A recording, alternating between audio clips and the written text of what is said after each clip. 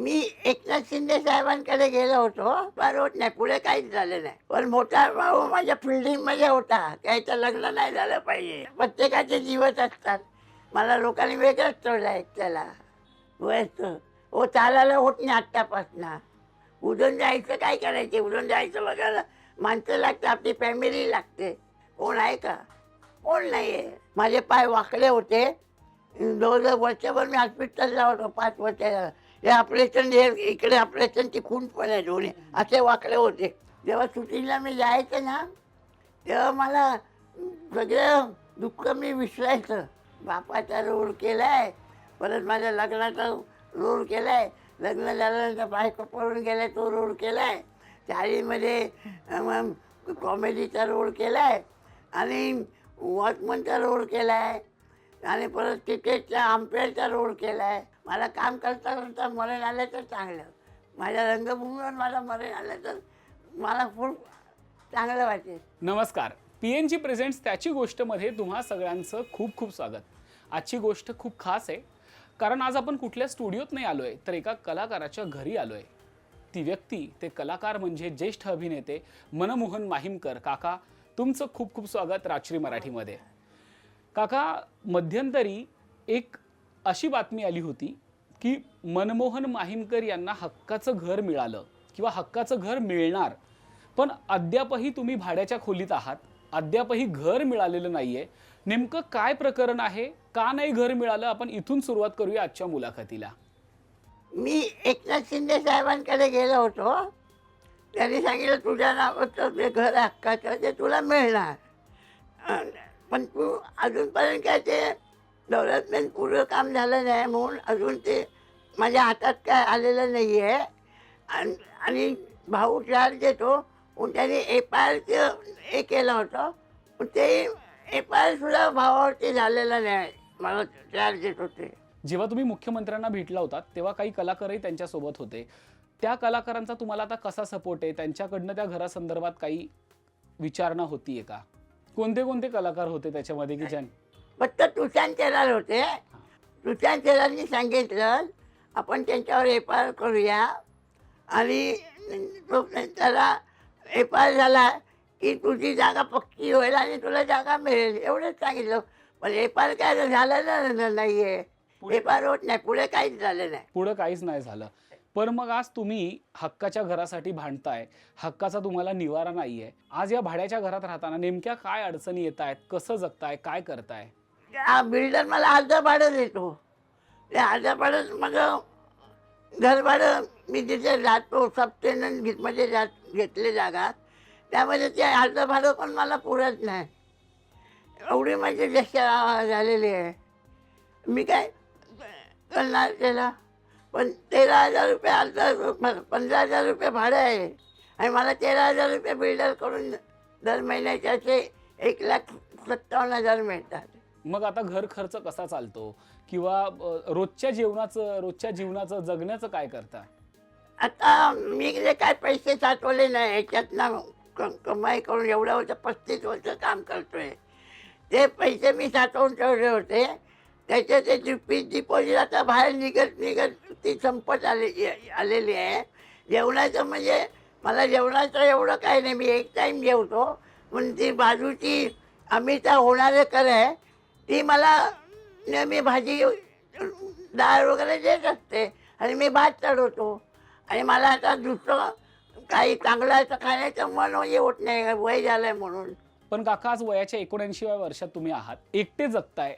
कधीतरी असं मागे वळून बघताना असं वाटतं का की आत्ता हे एकाकी पण खायला उठतंय, तेव्हा लग्न करायला हवं होतं, आयुष्याचा निर्णय असा घ्यायला हवा होता?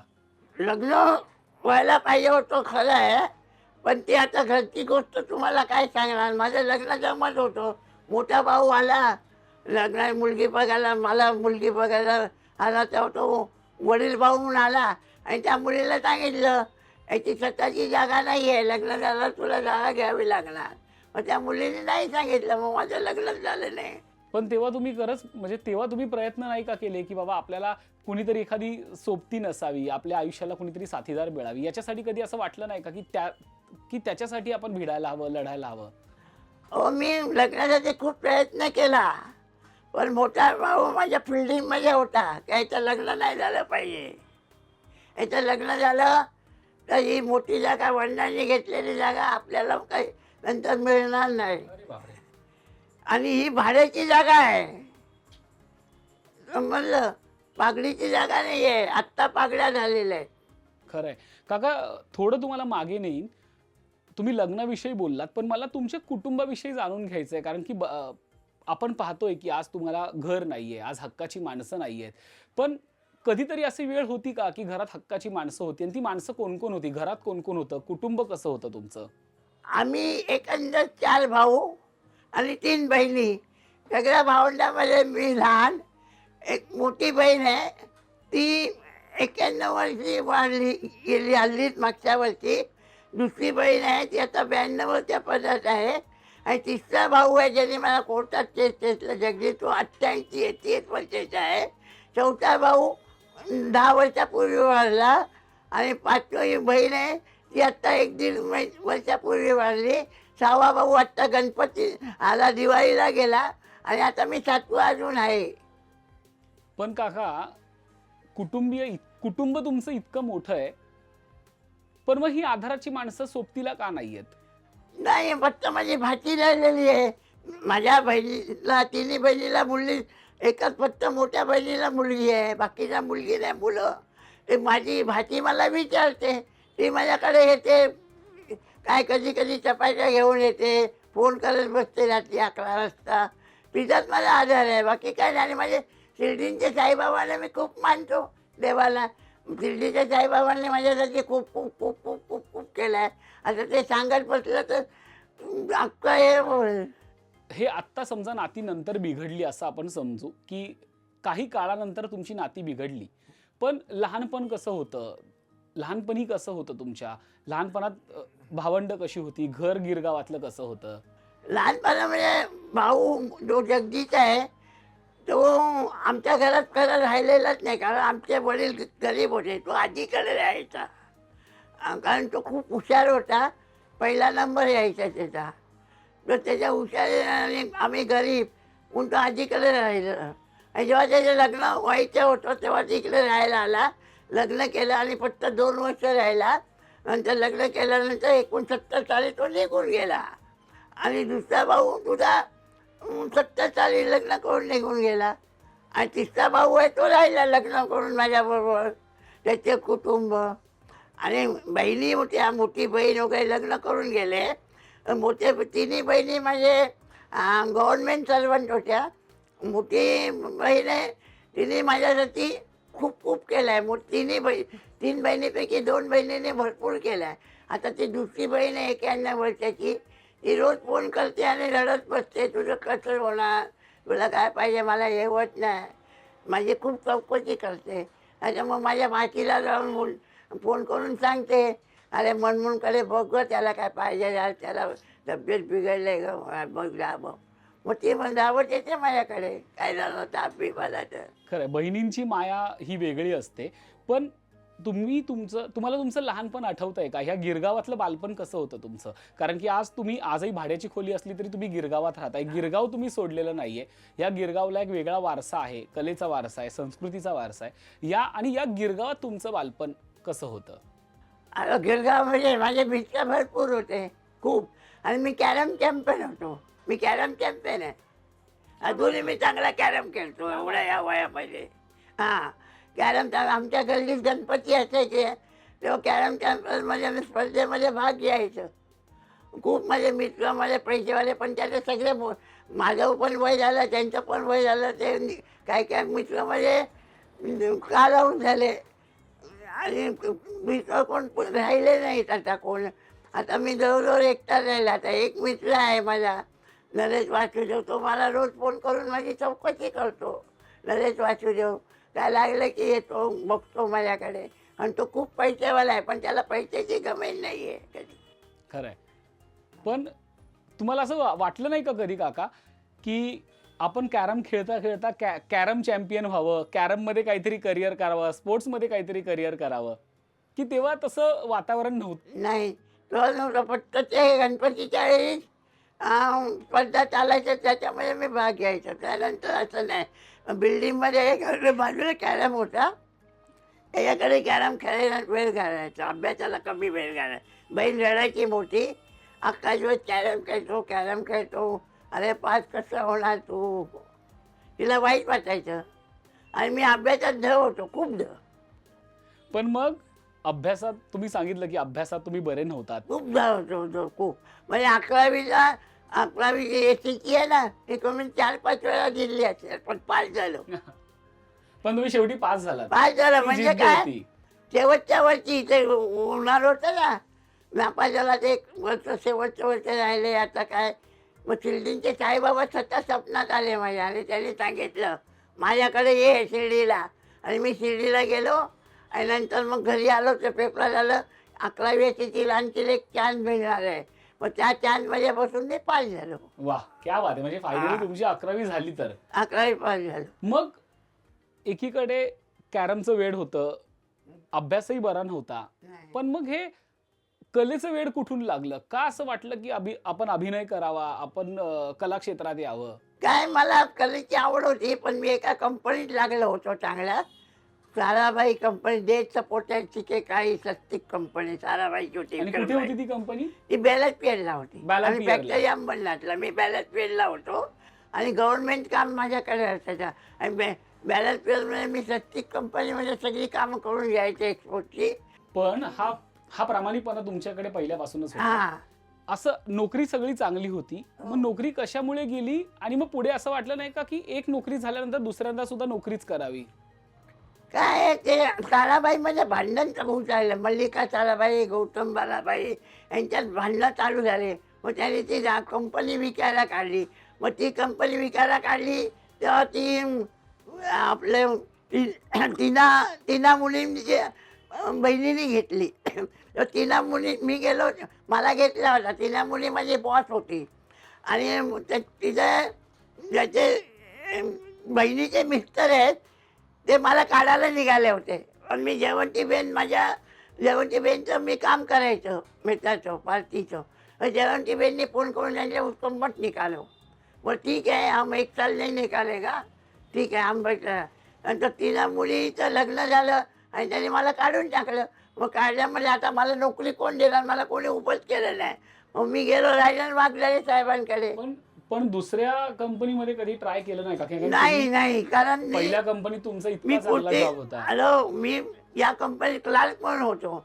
पुढच्या कंपनीत मला पिऊन म्हणून सुद्धा मिळत नव्हती माझ्या आवाजामुळे आणि उंचीमुळे. त्यामुळं मग मी या क्षेत्रामध्ये गेलो, राजन वाघजारे साहेबांकडे गेलो आणि त्यांना सांगितलं मी 89 साली पहिलं काम केलेलं आहे कमलाकर तोंडे म्हणून, लक्ष्मीकांत बेर्डे बरोबर. कमलाकर तोंडेने मला दिलं आहे, माझ्याकडे कार्ड आहे. आता मला नोकरी नाही आहे आणि मिळणार पण नाही, मला या क्षेत्रात यायचे. मग त्याला दया आली आणि त्याने मला पहिल्या एक पोस्टमध्ये कमीत कमी 8 वर्ष काम दिलं. दर महिन्याला 5-6 दिवस काम असायचं. तेव्हा मला फक्त 1000 रुपये मिळायचे एका दिवसाला. हां, महिन्याला कमीत कमी 7 ते 8 हजार व्हायचे. ओके, तुम्ही मला सांगितलं की जेव्हा तुम्ही कंपनी बदलायचा विचार केला तेव्हा तुमच्या उंचीमुळे आणि तुमच्या आवाजामुळे तुम्हाला लोकांनी काम नाकारलं, तुम्हाला कोणी कंपनीवरती घेतलं नाही. म्हणजे क्लार्कची नोकरी करत असताना तुम्हाला पिऊन म्हणून सुद्धा कोणी ठेवलं नाही असं तुम्ही सांगितलं. पण मग इथे यावंसं का वाटलं, कला क्षेत्रात किंवा आपण अभिनय करावा असं का वाटलं? आणि त्याच्या आधी कधी काम केलं होतं का, किंवा आयुष्यातला पहिला ब्रेक आठवतोय? 89 साली आधी जाते अक्का दूरदर्शनवर लक्ष्मीकांत बेर्डे, चेतन दळवी. क्या बात आहे. म्हणजे लक्ष्मीकांत बेर्डे, चेतन दळवी अशा दिग्गजांसोबत तुम्हाला पहिला ब्रेक मिळाला. पण आठवते ते काम काय होतं ते, त्याचा काही आठवण सांगितली तर जास्त ऐकायला आवडेल. ते चेतन दळवी लबाड असतो, जो साधू संत असतो, तो लोकांना फसवतो. तर मी माझ्या लक्षात येते, तर मी त्यांना पकडून देतो. अरे आम्हाला लुटला तू आहे, तुला आता मी सोडणार नाही, पकडलेला आहे. आणि मी ओरडावर करतो. मग सगळे येतात आणि त्याला पकडतात आणि हात घेऊन जातात. पण लक्ष्मीकांतजींची काही आठवण आठवते की त्यांच्यासोबतचं केलेलं काम, त्यांनी तुम्हाला सांगितलेली एखादी टिप्पणी, एखादं काय त्यांचे शब्द, असं काही आठवतंय लक्ष्मीजींसोबतचं? रश्मीकांत एवढंच सांगायचे, बाबा तू विनोदी ॲक्टर आहे, तुझ्याकडे कला आहे आणि ॲक्टर आहे, तुझी उंची तुझ्या बरोबर आहे ते ॲक्टर लोकांची, हे कॉमेडी ॲक्टर म्हणून तुला कामं मिळत जातील, माझा तुला आशीर्वाद आहे, असं त्याने सांगितलं तेव्हा. एवढं. काका, लक्ष्मीकांतजींचा आशीर्वाद तुम्हाला मिळाला, तिथून पुढे तुमचा प्रवास सुरू झाला. एकीकडे कंपनी बंद पडली होती, नोकरीची चिंता होती आणि अशा ह्याच्यात तुम्ही पुन्हा एकदा अभिनयात यायचं ठरवलं. मग अभिनयाचा प्रवास कसा सुरू झाला? मग जोरात एकदम प्रत्येक सिरियल, मग मराठी सिरियलमध्ये त्यात गिरीश मोहिते होते राजन वाघजारेकडे कामाला, ते डायरेक्टर झाले. तर ते काय बोलले, मी डायरेक्टर झालो तर पहिलं मला काम तुला मी देणार, मला काम आहे. तर त्याला समांतर सिरियल मिळाली, त्यामध्ये त्याने मला बापाचा रोल दिला. पहिलाच मोठा मराठीमध्ये एवढा मोठा रोल मिळाला सतीश जोशी बरोबर. सतीश जोशीचा मी बाप म्हणून होतो. जवळजवळ महिन्याला 8 ते 10 दिवस माझी शूटिंग असायची. आणि त्यावेळी पर डे किती असायचा? तेव्हा ते मराठीमध्ये 600 रुपयेच मिळायचे, पण हिंदीमध्ये 1000. वा, म्हणजे तुम्ही हिंदीत सुद्धा काम केलं? हा, हिंदीत सुद्धा. आणि 2-2 माझे सिरियल चालू असायच्या, इकडे इकडे तिकडे. मग मला सांगायचं ही डेट माझी गेलेली आहे, मग ते ॲडजस्ट करून ते दुसरी डेट द्यायचे. क्या बात आहे. म्हणजे मराठी आणि हिंदी तुम्ही दोन्हीकडे काम केलं. दोन्ही. स्मृती इराणींसोबत पण तुमचे खूप जवळचे संबंध आहेत. मनी वेन मध्ये 1 वर्षभर काम केलं. तिला एवढं मी आवडायचं, बापरे. तिथे काय घरून आणायची ना डबा, तर आमचा लंच ब्रेक व्हायचा, पण ती मला तोंडात भरवायची काय नवीन काय आणलं तर. एवढी ती दोस्ती ठेवली होती. पण नंतर ती मिनिस्टर झाल्यानंतर तिने मला कधी विचारलंच नाही. म्हणजे ती दिल्लीलाच होती, मी फोन केलाय पण तिने उचललेच नाही नंतर. मग काय खरंय. पण स्मृती इराणींच्या मदतीमुळे तुम्हाला मध्यंतरी घर मिळालं किंवा 2 ब्लॉक दिले त्यांच्या तो प्रसंग काय होता? ती त्यांची भेट त्यांच्यापर्यंत कसं पोहोचलात घराचा मुद्दा घेऊन? जेव्हा आमच्याकडे बिल्डर आलेले, तर मी बिल्डरनी सांगितलं होतं आम्हाला एकच ब्लॉक देतो म्हणून. तेव्हा नुकताच आला होता बिल्डर, तर मी त्याला सांगितलं आमच्याकडे बिल्डर आलेला आहे, मग तो एकच ब्लॉक देतो आहे, मला असंच आहे, मला भाऊ बाकीच्या भावाला मिळून मिळायला पाहिजे ना, काय एकटाच माझ्या वेळेला खाऊन जाणार काय. माझ्या 3 बहिणींनी केलेलं आहे माझ्यासाठी, या भावाने केलं नाही, पण त्यांना पण देऊ आपण. 5 जणांना देऊ. आणि मी त्याचं लेटरही तयार केलेलं आहे आणि त्यांना दिलं ते लेटर तयार करून. मग तो बिल्डर तयार झाला 2 ब्लॉक द्यायला, त्याने लिहूनही दिलं आज येतो म्हणून. क्या बात आहे. म्हणजे स्मृतीजींची तुम्हाला घर मिळवण्यात सुद्धा, म्हणजे घराचा कागद मिळवण्यात सुद्धा मदत झाली तुम्हाला. हो. पण आता तुम्ही ह्या टप्प्यावरती आलात, तुम्हाला आता काय म्हणतात अभिनय क्षेत्रात तुम्ही वावरायला लागलात, पुढे पुढे तुमचा प्रवास होऊ लागला पुढे पुढे. पण मग असा कुठला टप्पा होता की जिथे काम मिळणं थांबलं? आता ते करोना काळ आला. करोनामध्ये फक्त ते रोहन मापस्कर म्हणून होते, त्याने मला मोठा ब्रेक दिलेला. कुठे? भोपाळला. आणि ते पण हिमालयात. म्हणजे मला स्वप्नात सुद्धा नव्हतं की मी हिमालयात बसून प्रवास करेन म्हणून. हिमालयाचं तिकीट घेऊन मी भोपाळला गेलो, पण तिकडे सुद्धा करोना जोरात झाला म्हणून ती शूटिंग अर्ध्यावर झाली. मी परत हिमालयात नाही, इकडे परत आलो 2-3 दिवसांनी. पण मग तिकडनं पुढे तुम्हाला काम मिळणंच बंद झालं? नाही, नंतर काम मिळणं बंद झालं. पण ते मी 1-2 सिरियल असे केले आहे आपलं, ती काय बरं आपलं जे स्वामी महाराजांची सिरियल मिळाली एक दिवस, हां, आणि राधा प्रेम रंग रंगलीमध्ये मिळाले. कोरोना नंतर फक्त या 2 मालिकांमध्ये काम मिळाली आणि त्याच्यानंतर मग परत काम मिळालंच नाही. जेव्हा तुम्ही काम करत होतात तेव्हा आतापर्यंत तुम्ही किती मालिकांमध्ये काम केलंय, किती सिनेमांमध्ये काम केलंय, असं काही त्याचा रेकॉर्ड ठेवलाय का? हो, जवळजवळ 16 मराठी सिरियलमध्ये काम केलं आहे आणि 17 ते 18 हिंदी सिरियल आणि 32 मराठी पिक्चर केलं आहे. एक भोजपुरी पिक्चर केला आहे. क्या बात आहे. हां, रवी किशन बरोबर. पण सब गोलमाल हो. सब गोलमाल हो. सब गोलमाल है. काका, 35 वर्ष झालं तुम्ही इंडस्ट्रीत काम केलंय. 35 वर्ष काही छोटा कालावधी नाहीये. कसा होता 35 वर्षांचा अनुभव? अरे खूप चांगला. काय आहे, जेव्हा शूटिंगला मी जायचं ना, तेव्हा मला सगळं दुःख मी विसरायचं. काही आपल्याला मरण असते हे असते काहीच यायचं नाही तेव्हा. आणि मला काय वेगवेगळी कामं मिळायची ना. मी नोकऱ्याचा रोड केला आहे, बापाचा रोड केला आहे, परत माझ्या लग्नाचा रोड केला आहे, लग्न झाल्यानंतर बायको पळून गेला तो रोड केला आहे, चाळीमध्ये कॉमेडीचा रोड केला आहे आणि वॉचमनचा रोड केला आहे आणि परत क्रिकेटचा अंपेअरचा रोड केला आहे. कितीतरी सगळे तऱ्हेचे रोड केलेले आहेत मी. मला बरं वाटते खूप. आता आठवणी येतात आता बसून बसून. काय ती मजा असायची बापरे. शूटिंगला मजाच मजा. असं वाटतं की शूटिंग संपत नाही. किती काम परत परत काम करावे अजूनही वाटते. पण आता कधीतरी असं एकट्यात बसल्यावरती आठवण आठवत येतं आणि डोळ्यातनं पाणी पण येतं. गेल्याचे दिवस काय माणसाचा दिवस असतं, सणाचा दिवस. या 35 वर्षांच्या काळात कुठल्या कलाकारानं तुम्हाला खूप भक्कम साथ दिली, किंवा कुठल्या कलाकारांना असं नाही, कुठल्या व्यक्तीनं तुम्हाला अशी खूप भक्कम साथ दिली की ज्याचं तुम्हाला आज आवर्जून नाव घ्यावं असं वाटतंय? मला राजन वागदरे आणि गिरीश मोहितेने भक्कम साथ दिले. भक्कम.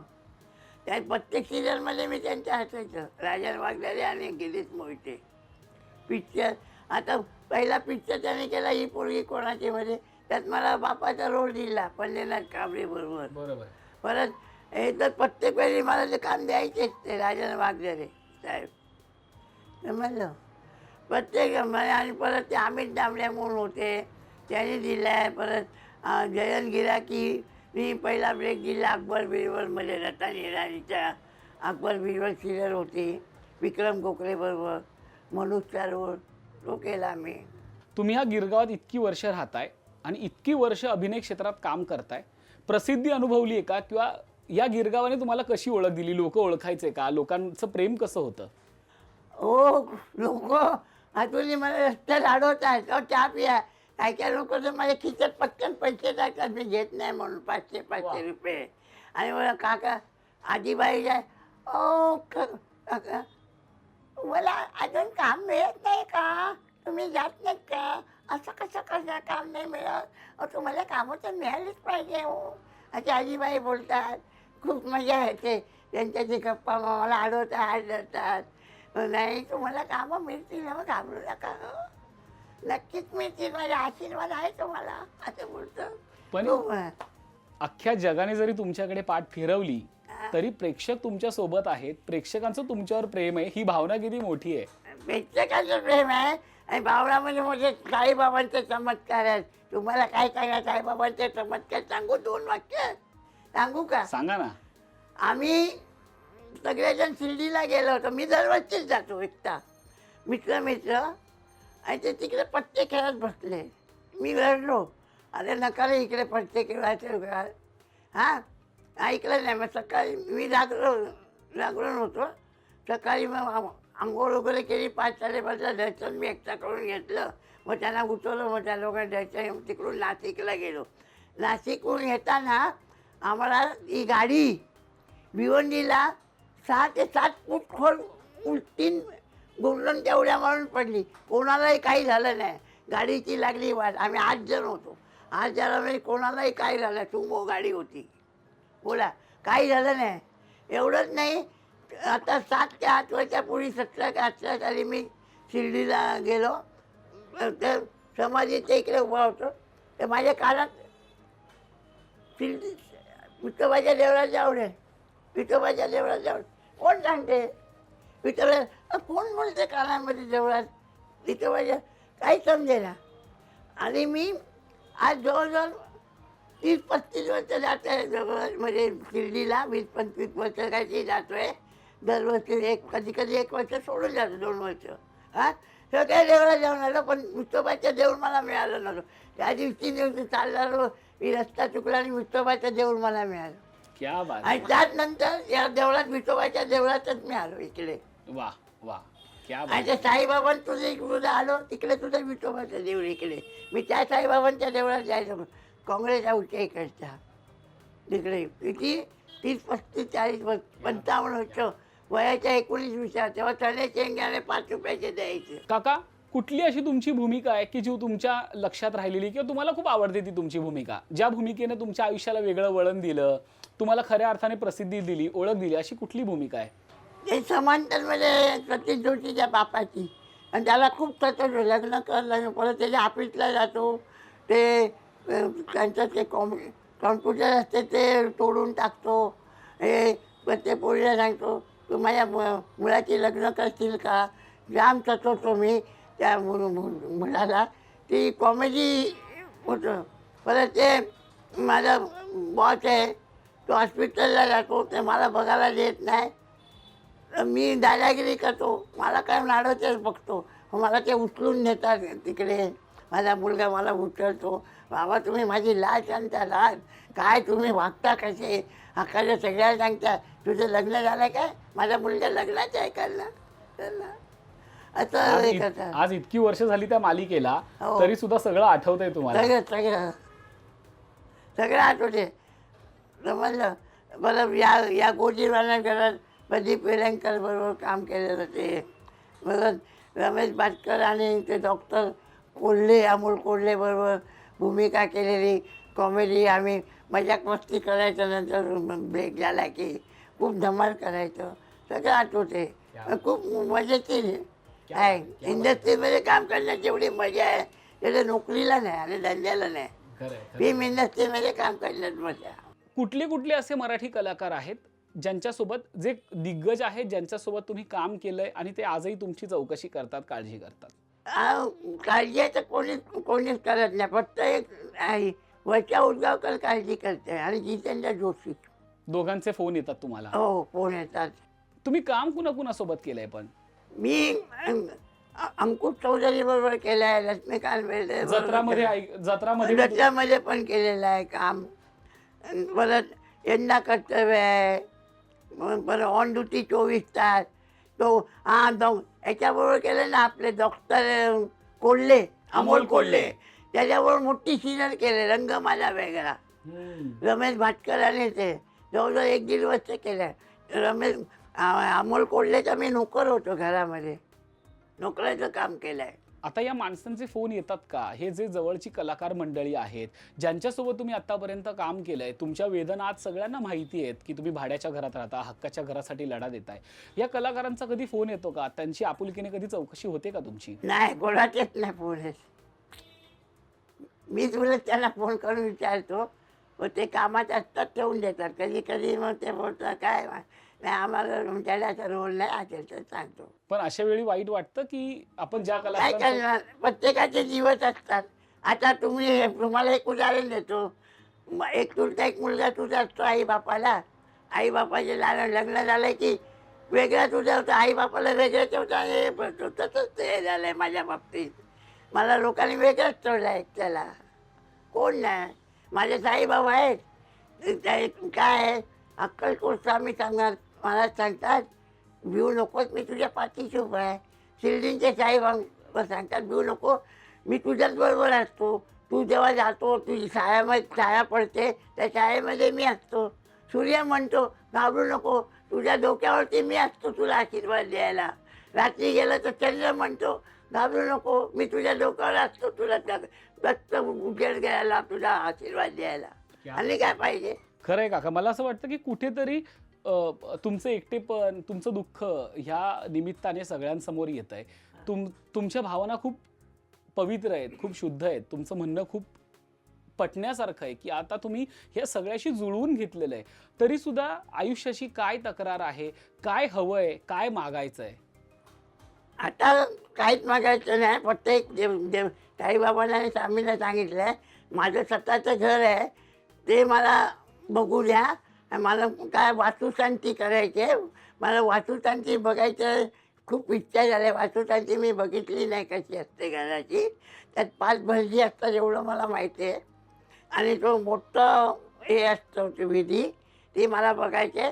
त्यानंतर मला रात्री झोपेतच देवाने मला वाचली हीच इच्छा. 6 महिन्याभरच्याने माझं घर पाहिलं, बस जास्त आयुष्य काय करायचं आहे माणसाला. नाही, असं नाहीये काका, देव तुम्हाला उदंड आयुष्य लाभो.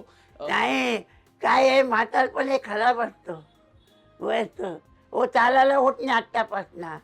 उडून जायचं काय करायचे, उडून जायचं बघायला माणसं लागतं, आपली फॅमिली लागते. कोण आहे का? कोण नाही आहे. खरं आहे.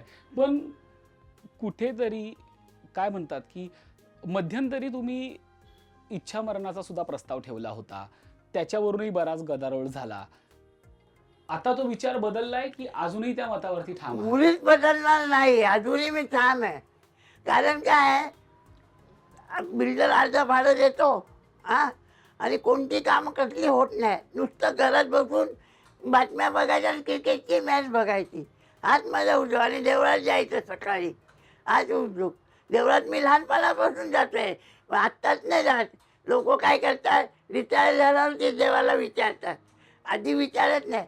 पण मी पहिल्यापासून, लहानपणापासून, मी अभ्यासात जर असलं तरी शाळेत जायच्या आधी मी देवळात जायचं. देवळाचं मला खूप इच्छा आहे. कारण हवा दिसत नाही, वारा दिसत नाही, त्यामुळे मग तुम्हाला देव कसा दिसेल. आता तुम्ही निवेद दाखवतात देवाला, देवाला खाऊ दे, देव खात नाही, पण देव वास घेतो त्या निवेदाचा. त्या वासाने त्याचं पोट भरते देवाचं. समजलं? खरंय खरंय. तुम्ही जे इच्छा मरणाचं मध्यंतरी म्हणाला होतात, त्याच्यानंतर राजकारण्यांच्या काही प्रतिक्रिया आल्या का, कलाकारांच्या काही प्रतिक्रिया आल्या का, आणि ते तुम्हाला का असं वाटलं की इच्छा मरण आपण घ्यायला पाहिजे? त्याच्या मला असं वाटायला कोर्टात ते फार मला वाईट वाटतं. 12 वर्ष झाली आम्हाला, सिनियर सिटीजन एवढं कोर्टाने लढवायला नाही पाहिजे होतं. 12 वर्ष झाले, त्याला निकाल लावायला पाहिजे होता ना. झालं. आणि कामही मिळत नाही, काही होत नाही. आणि मी जनसंघापासून काम करत होतो. जेवणची बेनला 5 वेळा निवडून दिलं आहे. आता आणीबाणीच्या काळात मी सापडलो होतो 76 साली, मार खाल्लेला आहे. आम्ही एकत्र झालो होतो तेव्हा. हिच्याबरोबर काम करे, पाणीवाली दिल्लीवाली बाई, पाणी मुलाल गोरे, ऐराबाई रांगणेकर, जॉन फर्नांडिस, यांच्याबरोबर मी कामं केलेले आहेत. जेवणटीबेन मेहता यांच्याबरोबर मी कामं केलेली आहेत. आणि BJP पुढे आणले. 78 साली तर जेवणटीबेन बरोबर प्रमोद नवलकर होते शिवसेनेमधून. आम्ही जेवणटीबेनला निवडून आणलं, कारण तेव्हा ती लाटच होती. ती इंदिरा गांधींनी सगळ्यांना हात टाकला होता, मराठी माणसाला, बरोबर. RSS वाल्यांना, याला त्याला. पण ती लाटच होती ती. म्हणजे 100% ती निवडून आली जेवणटीबेन. म्हणजे कला क्षेत्रासोबतच राजकारण हा देखील तुमचा एक इंटरेस्टचा भाग होता, आणि होता. पहिल्यापासून तुम्ही राजकारणात सक्रिय होता. राजकारणात होता, पण आता राजकारण कोण मला विचारतच नाही. त्यांना जाणू पण नाही माझ्या काम, मी एवढं काम केलं. त्यांना समजवलं तरी विचारत नाही. म्हणलं आता ते नार्वेकर कोणते अध्यक्ष आहेत, राहुल नार्वेकर. राहुल नार्वेकरकडे गेलो, त्यांना दाखवले फोटो बिटो, तरी काय नाही, नाही नाही मिळत नाही, काय नाही काय नाही. आणि त्यांच्या फॅमिलीला, त्याच्या भावाला तिकीट, पुण्याला तिकीट मिळू दे, आम्हाला आनंद आहे, प्रश्न नाही. पण आमच्यासाठी काहीतरी 5 रुपये तरी, 5 रुपयासाठी तरी करा ना आमच्यासाठी. ते पण नाही, काहीच नाही केलं. तुम्ही मगाशी म्हणालात की मी बेघर आहे, मला घर नाहीये, मला माणसं नाहीयेत. पण तुम्ही बेघर कसे झालात आणि का झालात? म्हणजे बेघर होण्यामागे काय नेमकं कारण होतं? बेघर होण्याच्या भावाने केस केली. ते मोठा भाऊ धाकट्या भावावर केस करतो, त्याचं दुःख आहे. आणि तो पैसेवाला आहे, हां, माझं समजून घेत नाही तो, ते एक दुःख आहे. आणि आता बहिणी तुझ्या माझ्यावर प्रेम करणाऱ्या कालावून शोध चालल्या. ते एकच बहीण राहिले. आता तो एक भाची आहे, तेवढीची विचारते, तेवढीची आले राजे. आणि ते 3 मिस्टर तुझे राजे, हे आले ते आता. पण हे घर तुमच्या ताब्यातनं कसं गेलं, जे तुम्ही म्हणताय की हे माझं घर ताब्यात होतं? अजून गेलेलं नाहीये. त्या कोर्टात केस आहे. माझ्या नावाचे भाड्याची रसीद माझ्या नावावरती आहे. सगळे इलेक्ट्रिकचं बिल, बिल्डिंगची NOC, परत बहिणीची NOC, सगळे आमच्या माझ्या नावावरती आहे. आणि काय पाहिजे, त्याच्या नावावर साधा कागद पण नाही, त्याने दाखवावा, काही नाही. पण मग हे प्रकरण कोर्टापर्यंत गेलं, हां. ते का गेलं, कशासाठी गेलं, आणि नेमका काय वाद होता हा कुटुंबामध्ये? तो मोठा भाऊ काय बोलतो, ही वडिलांनी घेतलेली जागा आहे, तुझ्या पैशाने घेतलेली नाही आहे, आम्ही आमच्या पैशाने घेतलेली आहे, असं तो म्हणतो. हां, बरोबर आहे. तर ती जागाची वाटणी झाली पाहिजे, असं तो म्हणतो. वडिलांच्या नावाची घर असेल, तर ते वडिलांनी घेतलं ते सगळ्यांना मिळायला पाहिजे.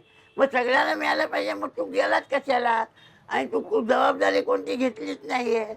जबाबदारी कोणी घेतली? आई वडिलांची मी घेतली ना. आम्ही 2 भावाने घेतलेली ना, मेघाच्या माने मी. मग आई वडिलांना आम्ही सांभाळलं. वडील 86 साली गेले, आई 2005 साली गेले. वडील 8 दिवस आधी सांगून गेले, पुढच्या रविवारी चालू 12:30ला. आई 1 दिवस आधी सांगून गेले, उद्या स्वामी पुण्यतिथी, उद्या सकाळी 9:30 वाजता मी चालले म्हणून. त्या 9:30 टायमाला गेली ती. या आईचा फोटो आहे, वडिलांचा फोटो आहे.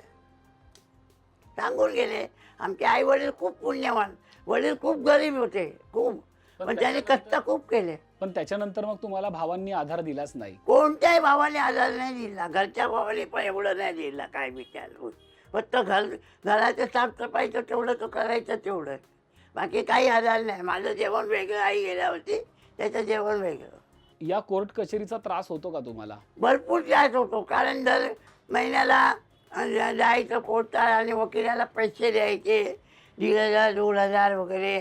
हां, परत चहा पाण्याचा खर्च करायचा, जाण्या येण्याचा, परत धगधग असायची. कोर्ट काय सांगतं ह्याच्या प्रत्येक वेळी मग डेट पर डेट, तारीख पर तारीख. हे काय चाललं आहे? हां, 12 वर्ष झाली आहेत. 12 वर्षात काही अजून निकाल नाही, काही म्हणजे काही नाही.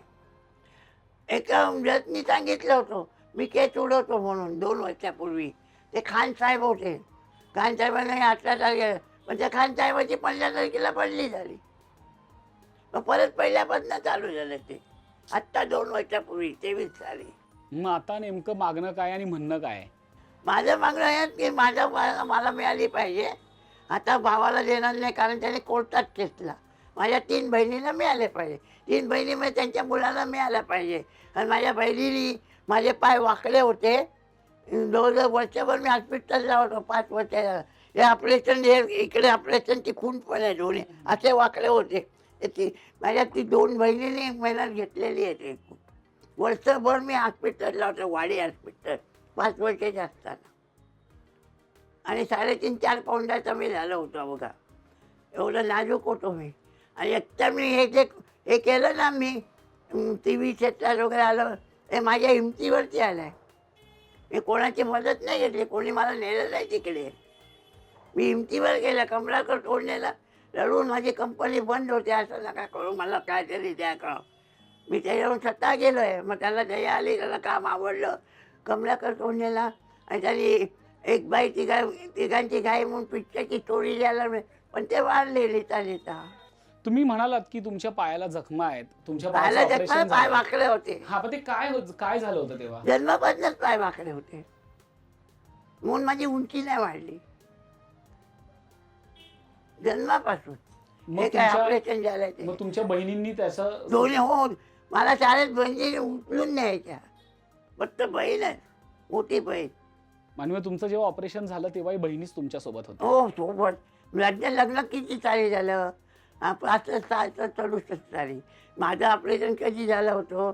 62 साधारण 52-53 साली झालं. तो पण झाली. मी 47चा जन्म, 53 साली माझं ऑपरेशन झालं. आणि ऑपरेशन कुठे झालं? वाडी हॉस्पिटल. वाडी हॉस्पिटल. 1 वर्ष होतो. म्हणजे नशिबाने तुम्हाला कायम संघर्ष करायला लावला, पण त्या हा. संघर्षातनं तुम्ही वाट काढली. हो, माझ्या बहिणी म्हणजे देव माणूस आमच्या घरात. तिघही बहिणी गव्हर्नमेंट सर्वंट, तिघही. आणि त्यांनी उशिरा लग्न केलं बहिणीने, 36च्या वरती. सगळे भावांचे करून दिले, नंतर केलं 36च्या वरती सगळं सांभाळून. वयाच्या आता उत्तरार्धात सुद्धा काम करण्याची उमेद तुमच्यामध्ये आहे. असं वाटतंय तुम्हाला की मला कोणीतरी काम द्यावं? कामासाठी प्रयत्न सुरू आहेत का? कुणाला फोन करता का कामासाठी? माझ्या कामाचा प्रयत्न चालूच आहे. मी उलट साईबाबांना सांगतो, मला काम करता करता मरण आलं तर चांगलं. माझ्या रंगभूमीवर मला मरण आलं तर मला खूप चांगलं वाटेल. म्हणजे मी त्या महिलेला जाते, पण माझी इच्छा आहे ती मी सांगताय सांगतो. तुम्ही. रंगभूमीवर ते मरण पाहिजे, ते बेस्ट. पण आता काम करता पण आता- करता काम देईल आता कोणी? आता अपेक्षा तर करायची आपण. देईल ना देईल वेगळं, ते देवाच्या हातात, परमेश्वराच्या हातात. मी देवाला मानतो, सगळं देवावरती मी सोपवलं आहे. दिग्दर्शकांचे, निर्मात्यांचे काही फोन येतात का, किंवा तुम्ही फोन कोणाला फोन येतात, मी करता? करतो. मग काही उचलतात ते, काही काही उचलत नाही, कामात असतात. मग तेवढं माहिती काम असेल तर आम्ही नक्की बोलवू असं बोलतात ते. काका, काम तर आता मिळत नाहीये, त्यामुळे पैसे काही येत नाहीयेत. मग रोजच्या जीवनाचं काय, रोजच्या चरितार्थाचं काय, ते कसं भागवता? नाही विचार नाही, माझे साईबाबा आहेत ना, मला कुठून कुठून पैसे देतात, मिळतात, काय नाही, कोण पैसे मिळतात. आणि मला कुठं असं घालायला व्यसन नाही आहे. असं काय वाटायचं दारू पिया, सिगरेट उडा, हे करा ते करा, आता कसलंच नाही. आपल्याला ते काही अपेक्षा ठेवल्या नाही. फक्त हरिनाम घ्यायचं, देवाचं नाव. ओम साई नमो नमा, श्री साई नमो नमा, जय जय साई नमो नमा, सद्गुरू साई नमो नमा. वा वा काका, तुमच्याशी गप्पा मारून खूप बरं वाटलं. खूप गोष्टी शिकायला मिळाल्या. तुमचा प्रवास खूप प्रेरणादायी आहे. खऱ्या अर्थानं ही संघर्षाची गोष्ट आहे, कारण की मला असं वाटतं की खूप वादळं तुमच्या आयुष्यात आली, पण तुम्ही कधी हरला नाहीत, तुम्ही कधी झुकला नाहीत, तुम्ही लढत राहिलात. आज 78 वर्ष पूर्ण करून 79व्या वर्षात पदार्पण केलंय, तरी हा संघर्ष थांबला नाहीये आणि तुमचं लढणं थांबलेलं नाहीये. मला असं वाटतंय कदाचित हीच गोष्ट सबंध महाराष्ट्राला आवडेल आणि तुमची कहाणी, तुमची गोष्ट आता घराघरात पोहोचेल. काका, वेळात वेळ काढून आमच्याशी गप्पा मारल्यात त्याबद्दल खूप खूप धन्यवाद. मी तुमचा आभारी आहे, कारण तुम्ही माझ्या घरी येऊन माझी कथा ऐकली आणि ते लोकांपुढे मांडली. हे फार माझं मोठं भाग्य आहे. धन्यवाद.